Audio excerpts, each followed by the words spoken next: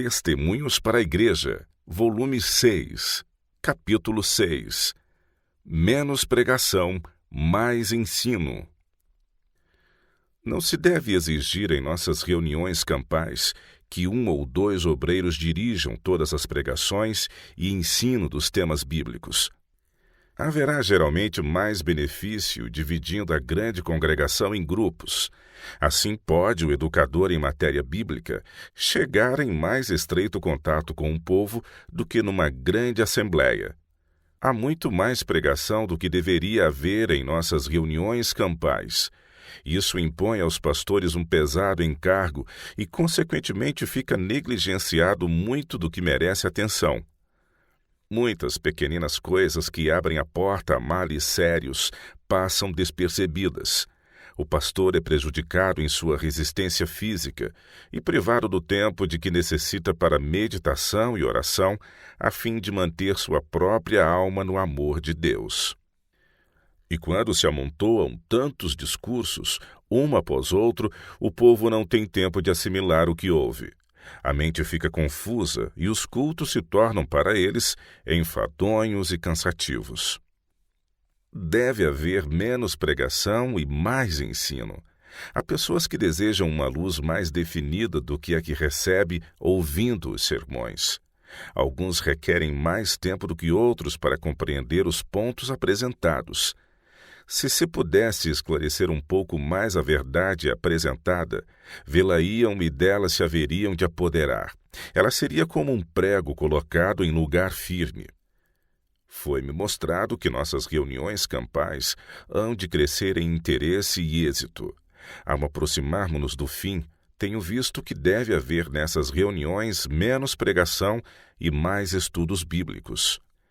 Haverá por todo o acampamento pequenos grupos de Bíblia na mão e várias pessoas dirigindo um estudo escriturístico de maneira franca, em forma de conversação. Era esse o método como Cristo ensinava a seus discípulos.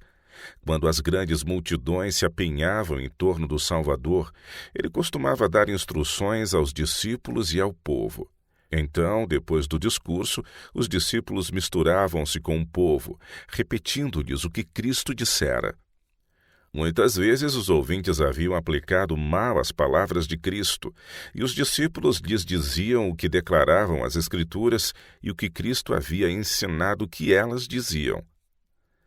Se o homem que se sente haver sido chamado por Deus para ser ministro, humilhar-se e aprender de Cristo, tornar-se-á um verdadeiro professor.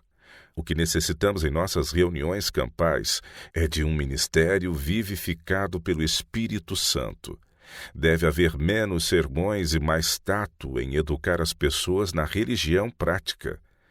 Devem elas ser impressionadas com o fato de que Cristo é a salvação para todo o que crê. Porque Deus amou o mundo de tal maneira que deu seu Filho unigênito para que todo aquele que nele crê não pereça, mas tenha a vida eterna. João capítulo 3, verso 16. Existem grandes temas dos quais deve o pastor se ocupar. Cristo disse: aquele que crê em mim tem a vida eterna. João capítulo 6, verso 47. Se os lábios do ministro forem tocados pela brasa do altar, destacará ele a Jesus como a única esperança do pecador. Quando o coração do pecador é santificado pela verdade, suas palavras se tornam vivas realidades para si mesmo e para os outros. Aqueles que o ouvirem perceberão que ele esteve com Deus e dele se aproximou com fervorosa e verdadeira prece. O Espírito Santo desceu sobre ele, seu espírito sentiu o vital fogo do céu, e ele será capaz de comparar coisas espirituais com coisas espirituais. Poder lhe será outorgado para derrubar as fortalezas de Satanás. Corações serão quebrantados por sua apresentação do amor de Deus e muitos inquirirão: que é necessário que eu faça para me salvar?